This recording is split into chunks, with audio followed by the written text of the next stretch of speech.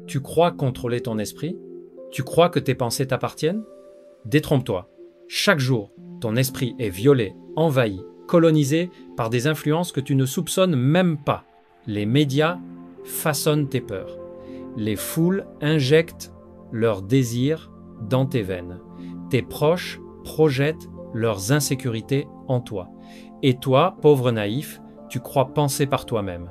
Mais la vérité est brutale. Si tu ne gouvernes pas ton esprit, d'autres le feront à ta place. Tu n'es pas maître de toi. Tu es une marionnette dont les fils sont tirés par des mains invisibles. Voilà pourquoi tu dois rester ici. Car ce que je vais te donner, ce n'est pas un discours motivant, mais une arme. Une arme qui fera de ton esprit une forteresse imprenable. Abonne-toi maintenant, car manquer cette leçon, c'est rester esclave. Like et commente. Qui, selon toi, contrôle vraiment ton esprit? Toi ou le monde extérieur? Ton esprit est ton royaume. Et comme tout royaume, il doit être défendu avec férocité. Les faibles laissent entrer n'importe quelle idée, comme des paysans qui laissent les portes de leur cité grandes ouvertes. Les puissants, eux, dressent des murailles mentales infranchissables. Comprends ceci. Gouverner ton esprit, c'est gouverner ta vie. L'homme qui ne règne pas sur ses pensées n'est rien de plus qu'un serviteur des pensées des autres. Il s'épuise à courir après des objectifs qui ne sont pas les siens. Il pleure des blessures qu'on lui a implantées. Il se réjouit de victoires qui ne servent que ceux qui l'ont conditionné. La première erreur des masses est de confondre spontanéité et liberté. L'homme qui suit son instinct est en réalité l'esclave de ses réflexes, réflexes qu'on lui a inculqués.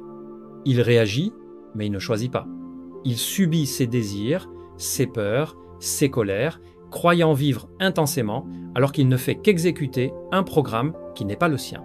Si tu veux dominer, commence par t'imposer une discipline intérieure impitoyable.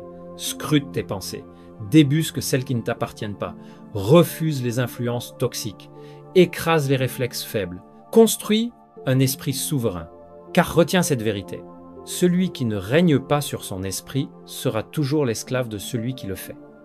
Le silence extérieur impressionne, mais le silence intérieur, lui, libère.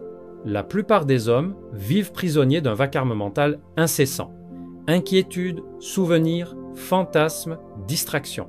Leur esprit est une place assiégée, bombardée, sans répit. Comment pourrait-il être maître d'eux-mêmes dans ce chaos? Toi, tu dois apprendre l'art du vide. Pas un vide de faiblesse, mais un silence volontaire, une discipline mentale. Quand tu imposes le silence en toi, tu prends le contrôle. Les parasites mentaux s'effondrent. Les voix étrangères disparaissent. Tu deviens un espace clair, tranchant, concentré. Ce silence, tu dois aussi l'imposer aux autres. Ne parle pas inutilement. Les hommes bavards s'affaiblissent par leurs propres mots. Chaque phrase qu'ils crachent est une arme donnée à leur ennemi. Toi, sois rare. Sois mesuré. Que chaque mot que tu libères soit une lame. Le silence attire. Il trouble. Il intrigue. Il fait naître le respect. Les foules écoutent les beaux parleurs, mais elles craignent les silencieux. Car le silence crée l'incertitude. Et l'incertitude est le terrain de ton pouvoir. Apprends à faire taire ton chaos intérieur et à museler ton bavardage extérieur. Alors ton esprit deviendra une citadelle. Celui qui parle trop se trahit. Celui qui se tait domine. Le silence n'est pas une absence. C'est une présence active. Car pendant que les autres s'agitent, parlent et s'exposent, toi, tu observes. Et dans l'observation, tu obtiens les armes que les autres livrent sans le savoir. Chaque geste, chaque hésitation, chaque contradiction est une confession. L'homme qui parle croit gagner de l'influence, mais il ne fait que s'exposer. L'homme qui bouge trop révèle ses failles par son corps. Toi, tu dois devenir celui qui regarde sans être vu, qui écoute sans être remarqué. L'observation est une forme de domination invisible. Quand tu observes, tu prends déjà l'ascendant. L'autre croit être libre, mais il est sous ton examen. Et ce que tu vois devient ton arsenal, ses peurs, ses désirs, ses faiblesses. Mais pour observer les autres, il faut d'abord savoir s'observer soi-même. Détecte tes propres failles. Analyse tes propres réactions.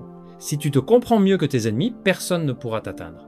L'observation est le commencement de toute stratégie. C'est l'œil du prédateur avant la morsure. C'est la patience glaciale qui précède l'attaque. Celui qui observe règne déjà sur celui qui s'expose. Chaque homme est une façade. Mais derrière chaque façade, il existe des fissures.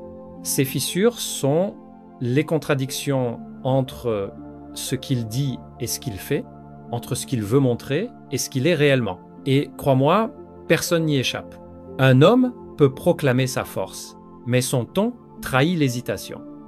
Il peut jurer fidélité, mais son regard se détourne au moment crucial. Il peut promettre loyauté, mais son corps s'agite à l'idée de perdre son avantage. Ces contradictions sont des aveux silencieux, des trahisons intérieures. L'homme qui ne gouverne pas son esprit est rempli de contradictions. Il veut être admiré, mais cède à ses faiblesses. Il parle de courage, mais tremble à la première épreuve. Ces contradictions deviennent visibles pour celui qui sait observer. Et ces fissures, une fois détectées, peuvent être exploitées comme des portes dérobées vers son âme. Ton premier devoir est de traquer tes propres contradictions. Car si tu ne les connais pas, d'autres les verront et les retourneront contre toi. Reconnaître ces incohérences, c'est les transformer en force. Mais ignorer ces contradictions, c'est tendre les armes à tes ennemis.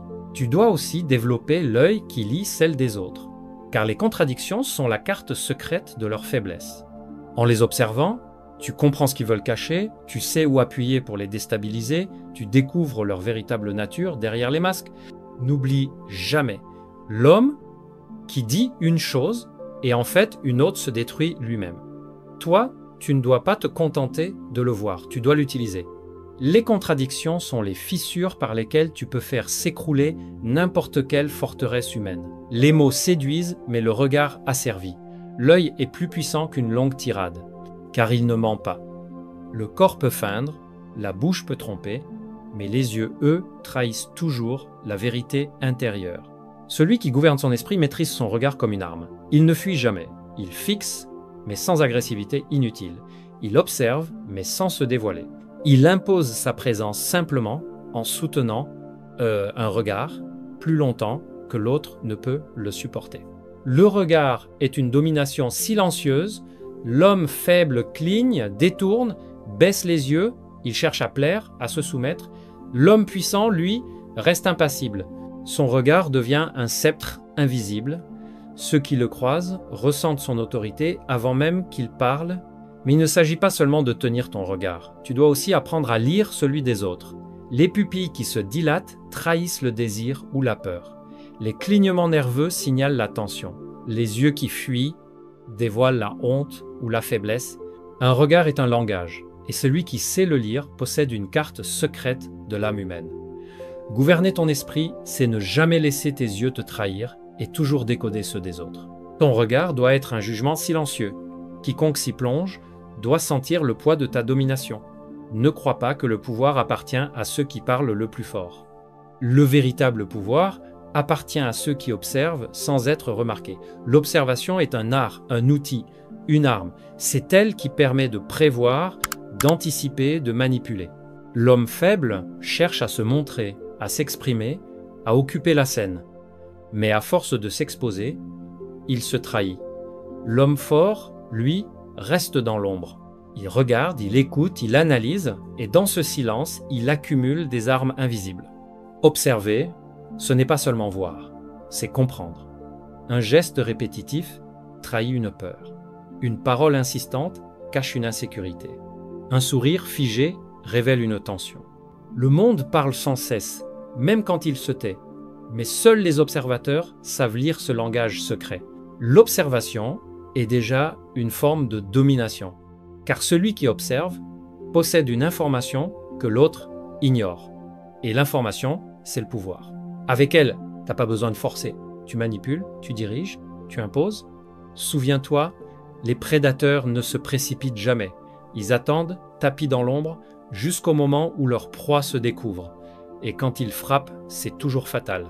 Observer, c'est posséder l'autre avant même de l'avoir touché. Ton esprit est un champ de bataille. Et celui qui gouverne son esprit doit apprendre à gouverner ses émotions, car ce sont elles qui mènent la guerre. Les masses sont prisonnières de leurs réactions. Elles explosent de colère quand on les provoque. Elles se soumettent par peur quand on les menace. Elles se jettent dans les pièges quand on flatte leurs désirs. Voilà pourquoi elles seront toujours esclaves. Elles réagissent au lieu de dominer. toi tu dois rester de glace. Même quand tu brûles de rage, ton visage doit rester impassible. Même quand la peur t'envahit, ton regard doit rester stable. Même quand le désir t'enflamme, ton silence doit contenir le feu. Car l'homme qui ne réagit pas devient imprévisible, insaisissable, invincible. Mais la maîtrise psychologique n'est pas qu'une défense, c'est une arme. Car celui qui gouverne ses émotions peut gouverner celles des autres. Il peut inspirer la peur sans hausser la voix. Il peut éveiller le désir sans rien promettre. Il peut semer la colère sans lever la main. Les hommes se croient libres, mais ils sont prisonniers de leurs pulsions. Celui qui sait les manipuler les mène où il veut, comme un berger guide son troupeau. Qui domine ses émotions devient maître des foules. La domination n'est pas un coup de force brutal, elle est une architecture invisible, un filet tendu patiemment jusqu'à ce que ta proie s'y empêtre d'elle-même. Celui qui croit dominer par la violence ne fait que engendrer des révoltes. Celui qui domine véritablement le fait en silence, par des leviers psychologiques si subtils que l'autre croit encore être libre. Ta stratégie de domination doit reposer sur 3 fondations. Premièrement, la maîtrise de toi-même. Personne ne doit pouvoir te déstabiliser. Deuxièmement, la lecture des autres. Plus tu connais leurs désirs et leurs failles, plus ils deviennent prévisibles. Troisièmement, l'action chirurgicale. Tu ne frappes pas souvent, mais quand tu le fais, l'effet est irréversible. Les masses croient que l'autorité réside dans les cris, dans les ordres, dans les démonstrations de force. Mais la vraie autorité est invisible. Elle s'impose par l'aura, par la constance, par la discipline intérieure. Les hommes obéissent d'autant plus facilement qu'ils pensent avoir choisi eux-mêmes d'obéir.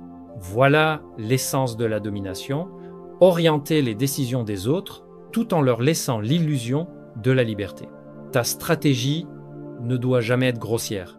Le pouvoir véritable se manie comme du poison, lent, discret, indétectable, mais implacable.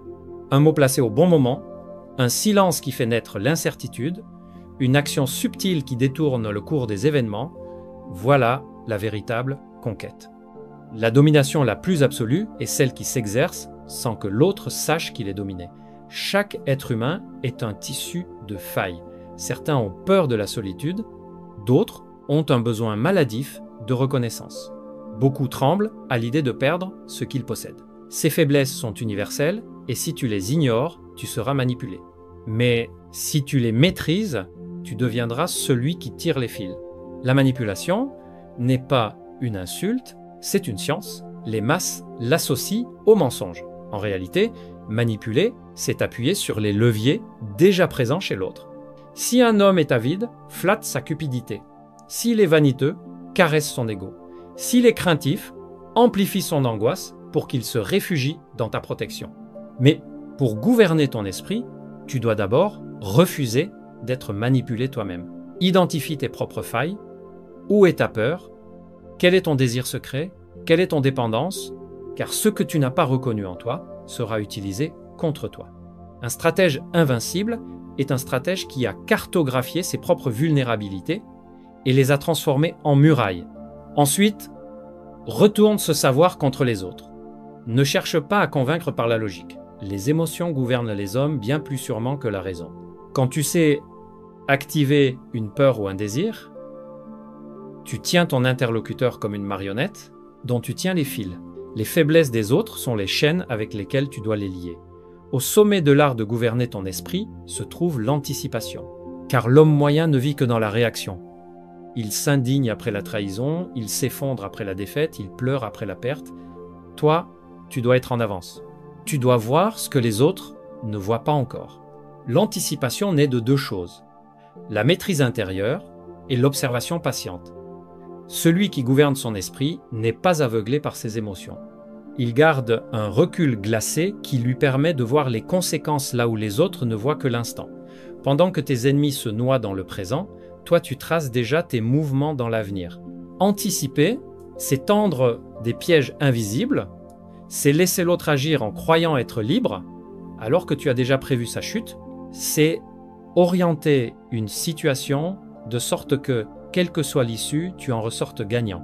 Regarde les grands stratèges de l'histoire, ils semblaient toujours avoir un coup d'avance, c'était pas de la chance, c'était l'art de prévoir. Et cet art ne s'apprend qu'en gouvernant ton esprit.